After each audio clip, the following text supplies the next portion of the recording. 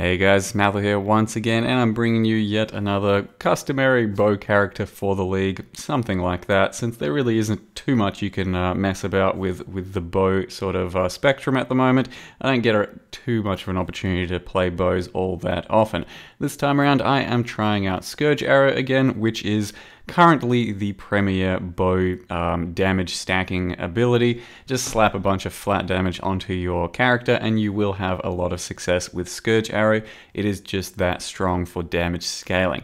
Of course, it does still totally kind of suck in doorways and really closed off areas, so certain maps are going to feel atrocious for it, but I do have a rain of arrows to help me out in that regard too. But I've only really played Scourge Arrow once, maybe twice now, and it still is really good. I still do love it. This time around though, I am trying a bit of a different bow playstyle out, and that is building it as a Trickster, fully CI. Not sure if I've ever done a CI bow character before, can't even remember. But it's fully CI, lots of evasion, all of the Trickster good stuff with Ghost Shrouds, and then as well as that stacking pure cold with just whatever random bow you can get, though you can also use a Hope Shredder, you can use a Chin Soul, can use plenty of different stuff, and it's all rather budget, but the bow I use is just some lightning damage, some cold damage, and the double damage shaped mod, so pretty basic stuff. And overall the entire character's gear should be rather basic, but it's just up to how hard you want to craft for your energy shield purposes. Overall, I am loving the playstyle. It's a very strong character, and the ghost shrouding just seems to really make this quite a defensive little bow sort of situation. I do have almost 7k energy shield, and then I regen about 1000 of it every single time I get hit, and that gives you something like a 10k effective life pool, we could go ahead and assume. As well as that, 70% evasion, a bunch of spell dodge, and some good Stibnite Flask action too. And you can also see that this is my toughest delve so far, an abyssal city with extra fire damage mod, and I just freeze everything. I barely ever have to move, and I kill everything in pretty close to one shot, all on a 5-link as well. So Scourge Arrow is still insanely strong, but this new playstyle of a Trickster and CI seems to be a pretty good avenue for scaling your bow characters right now as well. And you can go a Void Fletcher or Void Fletcher Quiver for a bit more damage and a bit of a different avenue of dealing damage with the Void Shot as well, but I'm going to probably build entirely around that in another character, I think. So for this one, I did try that out, but I'm going to stick purely to Soul Strike, which is a quiver that gives you a bunch of energy shield and then starts your recharge a lot faster. So my defensive layers are in basically rarely getting hit, then Ghost Shrouds to regen a bunch of your energy shield, but also if you're out of combat for about 1 to 2 seconds, you will start to regen your energy shield, and quite quickly at that. So the character is pretty tough to kill at this point, and I think should perform a very nice playstyle for a lot of the endgame fights out there, which I haven't yet come across, but I think it should be rather good for that as well. The biggest downfall to a setup like this one is things like burning ground or actual ignites really do put a dampener on your enjoyment of survivability. That's why we do have the minor Pantheon cutting ignite duration in half, and if it really bothers you, just grab an ignite immune flask instead of one of the things that I've grabbed, because that's what I have noticed has been the worst so far as this type of playstyle, since I'm not based on leech or energy leech. Not getting too much regen or anything like that mid-combat. It's mostly coming back from actual pure regen, which is started with Soul Strike, or just the Ghost Shroud recovery when you're actually getting hit. I've tried out Energy Leech, doesn't really work too well unless you are scaling plenty of extra leech rate, and I just did not really want to go down that route. I figured just pure evasion and then Ghost Shrouds as well as recharge should probably be more than enough to take on everything out there with this sort of a character. Now you can see the single target damage against, this is only a tier 8 Elder at this stage, but against this tier 8 Elder is pretty damn stupid, and if you haven't tried out Scourge Arrow before, well, you're in for a bit of a surprise, because it does have some serious single target damage. And I've also got a Vile Rain of Arrows for additional single target whenever I need it on demand in a 5-link at this stage. And a 5-link Varane of Arrows just about kills anything by itself, so it is a really nice handy tool for additional single target whenever you need to take on a slightly harder target. Otherwise, this is just a 5-link Scourge Arrow with a Mirage Archer as well. So technically a 4-link plus a Mirage Archer too, and I believe he unleashes when he gets to full stacks, so you won't see him shoot off too many arrows too often, but when he does, he helps out plenty. And you can see the single target or the damage is so crazy, we actually freeze these portals as they come up, and then ultimately just straight one-shot Elder over here. So I want to go over the character's gear, how I built it, and why it's a little bit different to most of my other characters up till now for bow, because CI and all of that sort of stuff does feel a bit weirder as a bow type of base. So there is our beautiful character so far, level 89, called Follow Age. Just everyone was spamming that when I was making the character, so who cares, there it is. And that's just a bit of a different look to usual, because I am basing my look around the Hyri's Eye chest piece. It does have this own 3D art. I just thought I'd get kind of a basic gladiator style ranger look. Now, we are kind of based around this because it's very strong. It gives 2,800 evasion, and as well as that, a huge amount of added cold damage. The amount of cold damage it gives you to your bow skills is roughly equal to an added cold gem. My level 21 has slightly more, let's just say, so it is pretty close to an additional link, so like just a 7th link for your chest. And then if you're spec'd into Ghost Shrouds and Escape Artist like a Trickster would be, you get something like 450 energy shield from it, so it ends up being a very strong choice for your chest slot. Not the strongest energy shield choice out there, but you do get a lot of evasion and a lot of damage for it as well. So in the end, I'm trying to hit about 7,000 energy shield, which I think is fair for most things in this current game, and still maintaining a lot of dodge as well as evasion, and a bunch of damage too.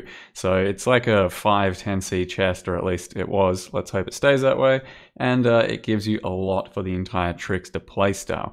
Besides that, I did mention I'm doing Soul Strike, so it just gives a bunch of energy shield to start with, and then 80% faster start of your energy shield recharge. So it only takes like 1 or 2 seconds out of combat to start your huge amount of recharge, and that's, for the most part, our defensive layers.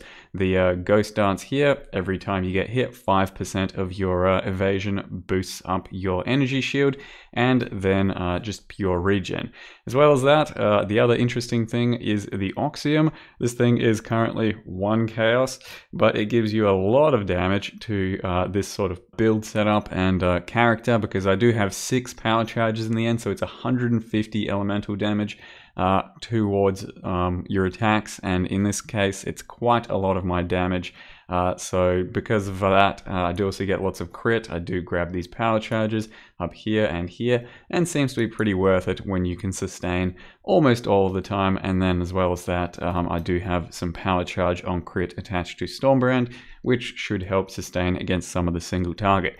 So for the most part, I should have about I think 5 frenzies, 6 power charges up most of the time, including on boss fights, though the actual channeling thing, 1 second to gain one of these charges, does take a bit of work during boss fights to keep up.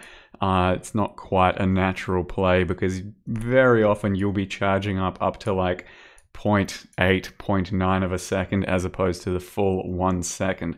But that's what Scourge Arrow looks like. It's kind of just a little charge up, channel, and then release, and that shit does a lot of damage. So those are the main players in our build, the uniques there, built around for the energy shield sort of playstyle. You then just go ahead and make some energy shield gear, and in this case I grabbed fractured stuff, so I got some fractured attack speed, then just chaos spam till I got something nice. And actually I think in this case I was alt regal spamming on the gloves until I got a nice alt regal. So something like 200 energy shield gloves, not too hard to come by, but self-crafting and then crafting attack speed would be a nice option. And something I've done here as well as that, I grabbed a pair of fractured boots with 30% movement speed. Now these cost as a base, I think 5 chaos, and then I spammed until something good happened. All you're really looking for is a tier 1 energy shield roll. Then you can craft your own energy shield roll on top of that, or like mine, you have bit of a hybrid or a bit of a crappy energy shield roll, but a really nice life and resist and int roll. So there's that. And then I crafted this thing with one dense fossil. Typically you're looking for about 300 energy shield total, and this is about as good as I could get with just the one dense fossil, because I didn't think it was worth rolling over anymore. But you can obviously get a lot better than that these days if you go a little harder. This amulet cost me all of 5 chaos, because you're looking for some energy shield, some multi, some Ellie. People don't really price that too highly because it doesn't have life, doesn't even have the option to craft life, so that ends up being kind of a cheap thing. And then something like this I think was 5C, something like this I think was about 10C. Energy shield gear and especially attack based versions are pretty cheap across the board. I then managed to craft my own bow, which isn't very good, but I wanted to craft my own and just make some fun out of it. So in the end, it's not even a cold based bow, but what you're looking for is the double damage attack speed roll, hopefully one Ellie roll, either lightning, cold, fire, and then regal into another one ideally. I had a similar bow to this that I sold for 30C, but they really are cheap and they really aren't even that good. Ultimately, you can probably get a better result out of Doomfletch Prism, but I didn't really feel like building around that this time, and it's just slightly different. You want to stack Flat Fizz everywhere, or Hope Shredder itself I think currently does more damage for me, but you do start degenning a bit, and then you want to use the Energy Leech support gem to sustain yourself, and ultimately it just feels a little less comfortable against the boss fights out there, because you will degen every now and again while moving, and that's certainly something you guys can play around with. It is a strong bow. It is going to be the fastest option by far, because it gives you all that movement speed as well, but I didn't want to force a slightly more uncomfortable playstyle on anyone by showing this off as the main item. But by all means, try it out. It does fit into this build and it does work rather nicely. So yeah, aside from that, the gear is all pretty standard there.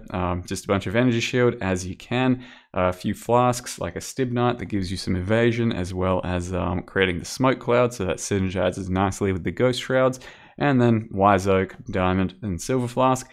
And the actual setup itself is Scourge Arrow, added cold damage, Mirage Archer, elemental damage with attacks, and damage on full life. So damage on full life always works with CI, because you are always 1 out of 1 life, so it's a strong attack based gem. And my 6th link is potentially infused channeling. Not quite sure what else. Could do some other things too, like crit strikes, maybe just faster attacks to wind up faster, but it's probably infused channeling. And then as I mentioned, I do have a Vile Rain of Arrows on a 5 link here, so Rain of Arrows, Conk Effect, added cold, damage full life, and Ellie damage with attacks. And you can even have a separate Rain of Arrows altogether in your setup to tackle some, doors and more closed off areas, occasionally dropping the Rain of Arrows. And if you want, just use Scourge Arrows your single target, and entirely use Rain of Arrows as a clear skill as well. Leave that up to you guys and play around with it as you see fit, but the single target on this type of character is very strong, comboing both that and that to your own whims. I'm then running Discipline, Herald of Ice, Enlighten, and War Banner. Drop the War Banner on bosses. Then running Ellie Weakness, Curse on hit, Stormbrand, and Power Charge on crit. I only ever put down Stormbrand on actual bosses. Besides that, completely unnecessary. I got a Blinkar over here. Haven't really done much here. Maybe I'll do a cast when damage taken, but this is where we're at. And then the passive tree just is a little bit different to most, I suppose, because you do go through the shadow stuff, you get a bunch of the stuff in the shadow area, you get all the energy shield that you can, bit of Ellie, definitely get some accuracy and attack speed, picking up the frenzy charges, you're going down here for point blank and the cold damage. And then grabbing all that stuff over there. I needed 1 strength node because it's pretty tough to get strength on this build while min-maxing the damage on the gear. Grabbing Chaos Inoculation whenever you're ready. For me, that was around level 75, I think. and then a bunch of energy shield and stuff over there. Dual sockets do quite a lot of damage for you. This one here, for example, fills out some accuracy, some energy shield. It was pretty damn cheap, but it's definitely not super easy to roll one like that. Beside that, I had another one over here, which is just grabbed it with 2 fractured mods and then filled out some resists. So it's not a very damage centered one. This one just fills out resists more than anything. And then this one I crafted myself with, you know, some good luck, some good skill, some good RNG, and this one does fill out quite a lot of damage. As you can see here, I have 54k on my Scourge arrow. Take that out, it's down to 47. So the jewel itself is adding something like 10 to 15% of my damage.